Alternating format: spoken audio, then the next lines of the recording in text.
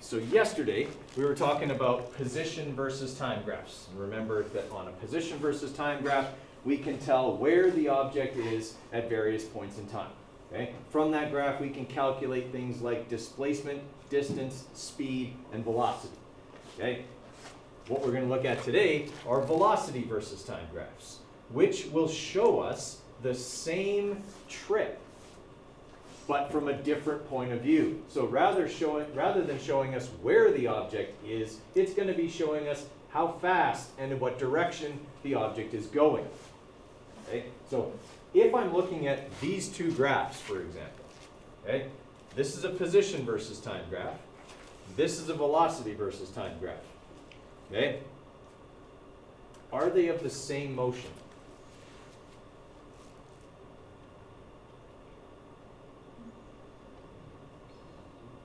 Okay? If we have a position versus time graph where the line is going up diagonally like this, what's the object doing? It's what? It's like keeping the velocity. Right, it's traveling at a constant velocity. Is that what the velocity versus time graph is showing? That is. Okay? It's showing that the velocity is not changing. So these two graphs look very different, even though they're showing us the same thing. Okay? They are showing us an object that is traveling at a constant velocity. Okay? And what happens is people get tricked. Okay? They look at, if I show them a picture like this on a test, they look at that and go, the object's not doing anything. Well, no, the object is doing something. Its velocity isn't changing, but that doesn't mean it's not doing anything. It's actually moving. Right? That's what we're looking at. Okay. How can I prove that these two graphs are showing me the same thing? Is there a way I could prove it mathematically?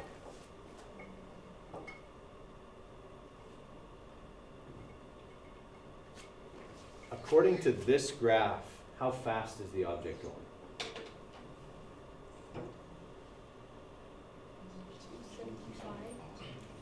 I'd say, yeah, it's not quite 275 because it's not halfway in between, maybe about 260. Okay, just a little more than 250, right? This line here would be 250, so just a little bit above it, 260. Okay, so this thing's moving at 260 meters per second. Can I calculate velocity from this graph? Okay, we learned how to do that yesterday, right? Okay, I can either, if it's a graph with multiple parts, okay, do this, or since it's just one line, I could calculate the line's slope. Okay, so m is going to equal y minus b over x. All right, so I'll use this value here for y, 1400. Okay, b is 100. Everybody okay with that? Divided by 5 seconds. Okay, so 1300 over 5, 260 meters per second. These two graphs showing the same thing? Yeah, now I'm showing it mathematically. It's not just a matter of, well, I know the shapes are the same, okay? Or the shapes are different but showing the same thing. Now I've proven mathematically, yes, these two things are showing the same thing. All right. What would this graph look like if the object was accelerating positively? That is, speeding up.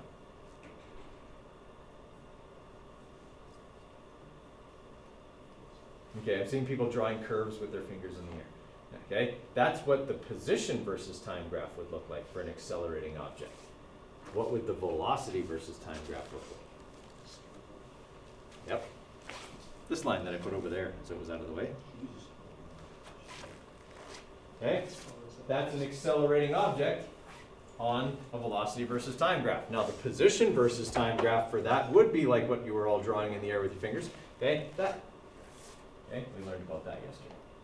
Okay, but on a velocity versus time graph, all we're going to see is that the velocity is increasing uniformly. Okay.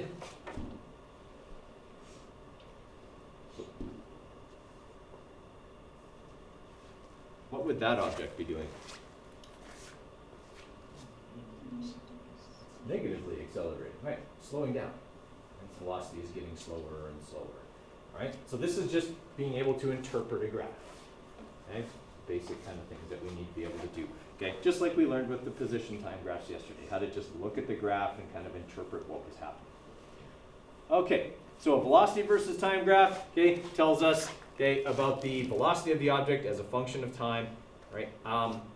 When I was doing this calculation on the position versus time graph, okay, and I found velocity by finding the slope, I was taking the change in y and dividing it by the change in x.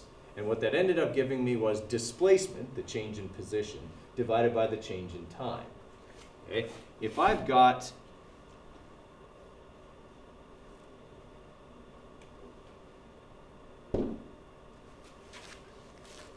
that, what would the slope of that line tell me?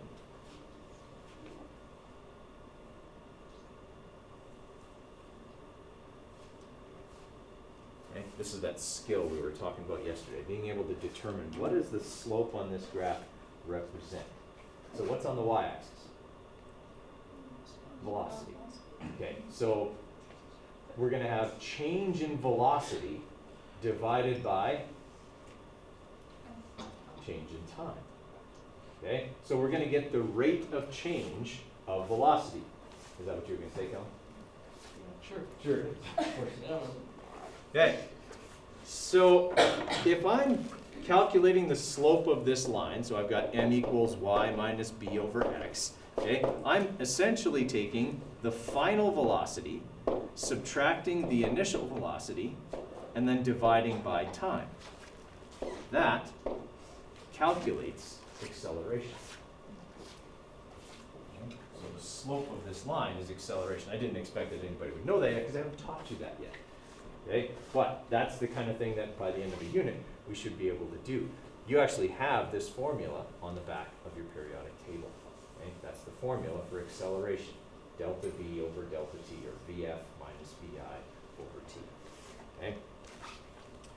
All right. What are the units going to be for that?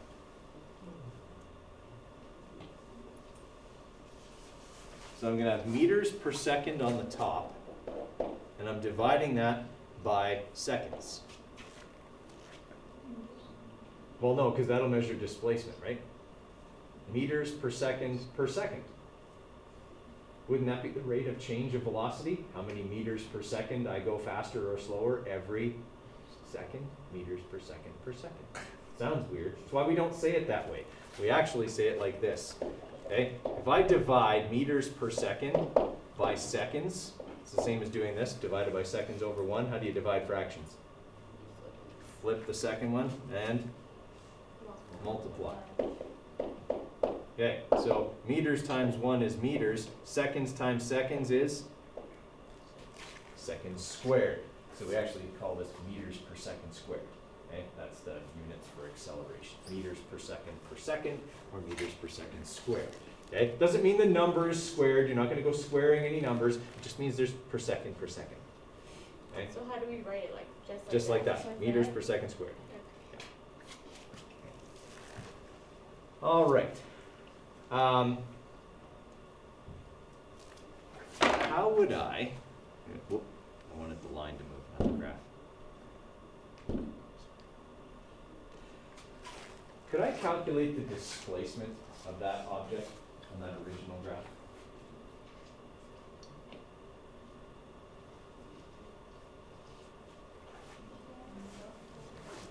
Okay, what do I know from this graph? I know the velocity, okay? It's 260 meters per second. And what else do I know? Okay. Okay, if I have those two things, can I calculate displacement?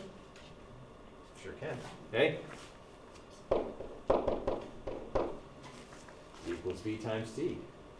No. If I go 260 times 5, I should get this number, yes? Okay. The opposite of what I did there. Okay. So my displacement will be 1,300 meters. Okay. So I can calculate displacement off of a velocity versus time graph. Okay. In fact, what I did here was I took the average velocity and multiplied it by time. Okay. Effectively, I went base times height. Found the area under the line. Right? That's a little tricky to use actually, because it works no matter what the shape of the graph is. Okay? If you can find the area between the line and the x-axis, you'll always get the displacement. Okay? Because what you'll be doing is multiplying average velocity times time. Okay? Just using the v equals d over t formula. Now, would that still work if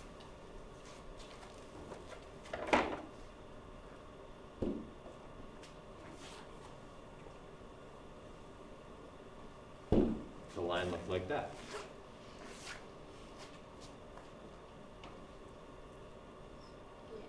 You just have to use Pythagorean. Don't even have to use Pythagorean theorem. We can even make it easier than that. Okay? We found the area underneath this line, right? And that was the displacement. Can I find the area of a triangle? Okay? So if I draw a triangle for this line, it's going to look like this. Okay? And remember, when we found that velocity, that displacement, we took average velocity and multiplied it by time. How do you find the area of a triangle? You take the base and you multiply by the height divided by 2. Well, wouldn't halfway up this triangle be the average velocity? Because it'd be going from its initial to its final, so halfway in between would be the average. See why that works? This is why physics is awesome. It just works. Always. Okay? Not like chemistry or biology where something accidentally turns green or explodes in your face. Physics just works. Okay? All right, so we got base times height over 2. Well, what we're really doing is taking time and multiplying by average velocity, which is the same thing we did before. Okay? And that works no matter what shape of graph you have. In fact, it could be like this.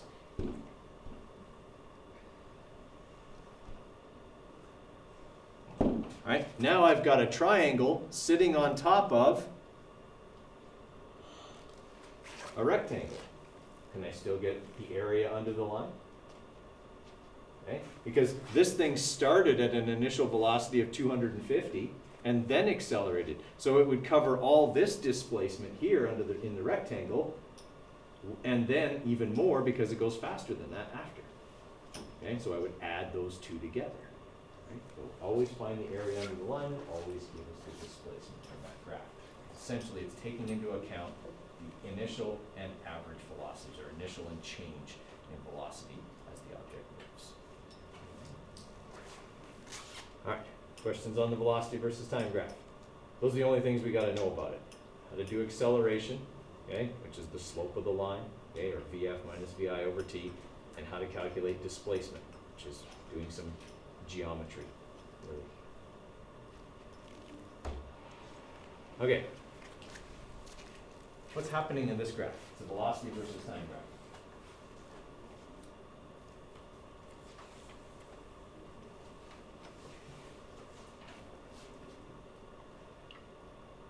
Okay. What's the object doing here? It's a runner, actually. What are they doing right here? They're accelerating. Yeah. Their velocity is changing from just around 0 to about 8. Okay. What are they doing right here? Running at a constant velocity of 8 meters per second. And then what do they do? Yeah, they slow right down. In fact, they come to a, right, because their velocity becomes 0 here at the end. Okay? And this is exactly how a race would work. Okay? You have that part where you come out of the starting blocks and you're accelerating, and then you get to a point where you simply, no matter how hard you push, cannot run any faster. You run at that top speed, which for this person is not very fast. Okay? And then you get to the finish line and you stop. Okay? That's exactly what a sprinting race's graph would look like, although an Olympic sprinter would be skewed slightly. It would be more like that. The acceleration phase is about 2/3 of the race, and the top speed is the last bit. Okay. Yeah. I mean, go like watch sprinting. Like this last set of Olympics was kind of disappointing without Usain Bolt. It was kind of cool, but like for a guy like Usain Bolt, did anyone ever watch him run? Mm-hmm. Okay. Guy was like the worst starter ever. Okay.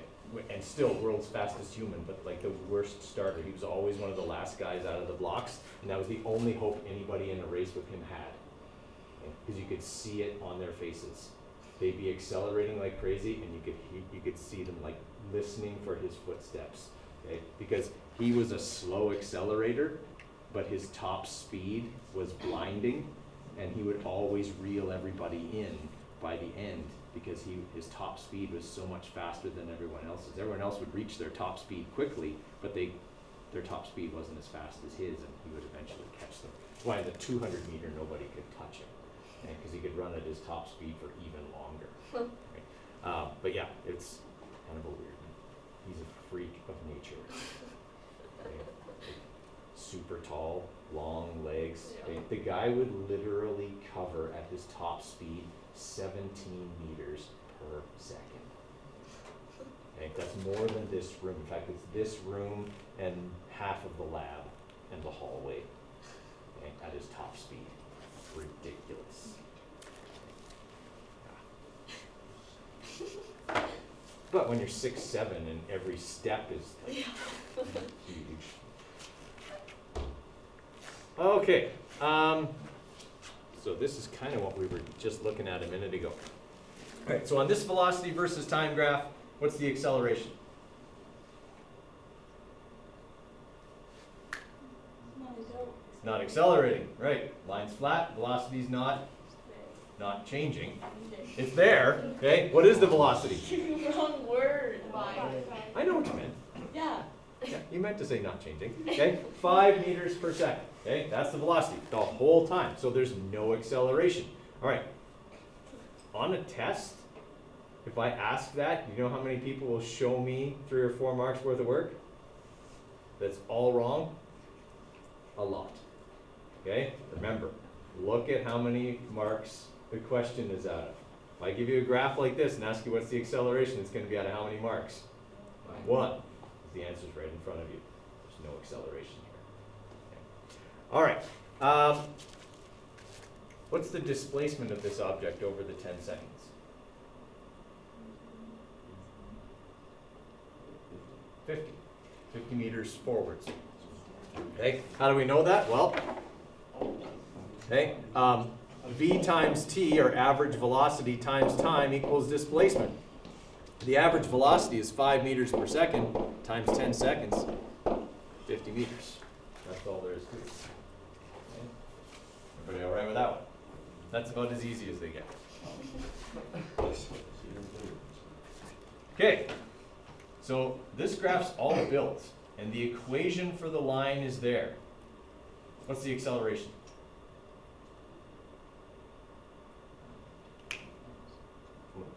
.96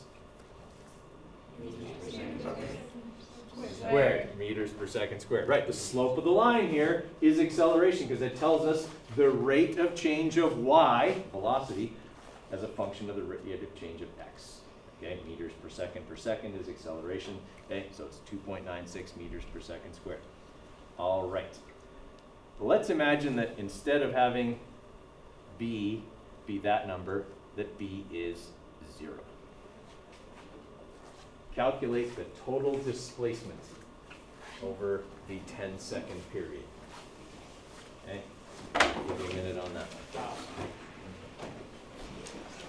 one. Okay, if I want to calculate displacement can be calculated by taking average velocity and multiplying by time. Okay, so my average velocity is going to be halfway between my initial velocity of 0 and my final velocity of 30.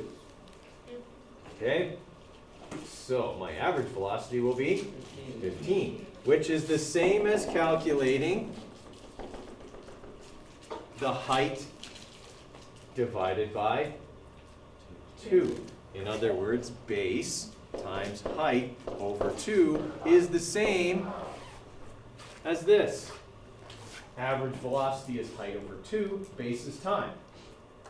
Okay, so if I do that, I will get the total displacement. And the units will work out as well. The base is in seconds, and I'm multiplying that by meters per second. The seconds are going to cancel, and I'm going to be left with meters. Okay, remember this is seconds over 1 times times meters per second. The seconds cancel each other out because they're a top and bottom. Not like when we did meters per second, okay? Then they didn't cancel. Right, so we're left with meters, okay, which are the units for displacement. So we got 15 times 10, positive 150 meters. Okay. Everybody all right with that? Are we remembering this area under the line thing now? Okay, area under the line. Calculates your displacement.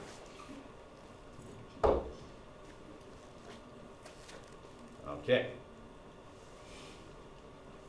Calculate the displacement on this one. Keeping in mind, you're not starting at 0 this time. Okay, so you've got two shapes. You've got the rectangle, which represents how far the object would have traveled if it didn't accelerate. And then you've got the triangle, which is how far it travels as it accelerates. And the two have to be added together. Okay? So you're going to need to do area calculation for the triangle, area calculation for the rectangle. What number would you say the top of the line is? Well, I should calculate it. Can I solve for what y is when x is 10? Yeah, so that's the trick, right? Okay, I actually have to do a couple of calculations. So we'll walk through this one together.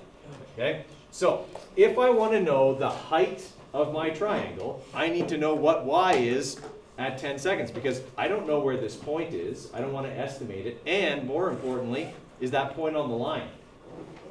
Then I don't want anything to do with it. Okay? I'm dealing with the line, not the points. Okay? So I'm going to first calculate what is y at time 10 seconds. Okay, so 37.14 meters per second. Okay, now that's the distance from the x-axis to the top of the triangle. I only want the height of the triangle, which is not including that part. Everybody follow me there? Okay, the triangle doesn't go all the way down to the x-axis. The triangle starts at 4.14. So that means the triangle, this part here, is only 33 meters per second tall. Okay, you guys follow me on that? Okay, the rectangle is 4.14 meters per second tall, and they're both 10 seconds long. Okay, so we know the base for both shapes is 10 seconds. Okay, we know now the height for the triangle, and we know the height for the rectangle. So now we'll calculate both. Okay, and so we got 33 over 2 is going to be 16 and a half, so 165, right? Yeah. And then this one will be 41.4. Okay, so we're looking at 206.4 meters in total. I shouldn't do math in my head, but I think I did okay there. I'm on a roll today. All right, everybody follow what we did on that. Okay, that's exactly what I would ask you to do on a test. Okay, nothing mathematically challenging, but it's the interpretation that gets me. Will we ever have to, like, because you didn't show us a formula there on the test, do you want us to show the formula? Yes, yeah, I would. I shortcutted, you're absolutely right. Yeah, how did I get this? I went, okay, I did that to get the area of the triangle, and then I did that to get my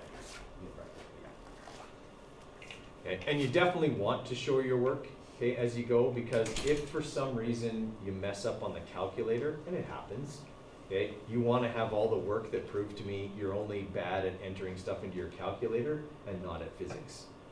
Okay, so show all your work so that in case you mess up on the calculator, you only lose 1 mark for being bad at calculating and not at doing the physics part. Okay, and I say that kind of tongue-in-cheek, but I've seen it happen. Okay, I had this student about 10 years ago who refused to show any work. No matter how many times I told them it's a bad idea, what if you mess up on your calculator and then you'll get nothing because all you'll write down is an answer that's wrong. And on a 6-mark question, you get 0. No, I always get it right. Okay, I don't always get it right, but whatever. I've only been doing this longer than you've been alive. You know best. Okay. On the final exam, when he got his calculator cleared, it went to radian mode and it didn't calculate things correctly. And he failed his final exam because he didn't show any work. This is a guy who probably should have got 85 or 90. But with no work, all I saw were a bunch of answers that weren't right. The lesson here is show your work. Hey, it's always a good idea to show your work. All right, I want you to try that one. All right, we do know that the line does come down to 0. What we don't know is when. So what do you need to solve for here before you can get the area of the triangle? X. If we're going to calculate the displacement, okay, first off we need to know how big the base of the triangle is. Okay, that's why we have to solve for x. We don't know how long it takes this object to go from time 0 to where it finally gets to be 0 meters per second. Okay, we don't know that, so we got to calculate it. Okay, we need to find out what is x when y is what number? 0. Okay, so we got 0 minus 27.5. Okay, divided by, sorry, that's supposed to be m, okay, divided by negative 3.02. Okay, and we have to make sure we transfer that negative over because on the top is going to be negative as well, right? So we have to make sure that that all matches up. Okay. See, physics helps everybody, even the wood shop. Okay. Who does everyone come to when there's a problem? Physics. They know we can solve the problem. Okay, true story. All right, so we got 27.5. Okay, divided by 3.02. So we're looking at what, about 9 here? Yeah. 9.1. Yeah. So we got a time of, so x is going to be 9.1 seconds. Okay, now that we know what the base of the triangle is, now we can calculate the displacement of the object as it decelerates and comes to a stop. All right, so we're going to do that by going base times height divided by 2. All right, so the base we just calculated, 9.1. That's also our time. Okay, remember that that's time times average velocity. All right, so we're going to multiply that by the height over 2. Well, the height is going to be 27.5 over 2 if we go from 27 to 0. Everybody okay with that? Did you do it right? I see some smiles out there. That's good. All right, so we've got 9.1 times 27.5 divided by 2. 125.125 meters. Hey. We got a few more minutes. Okay.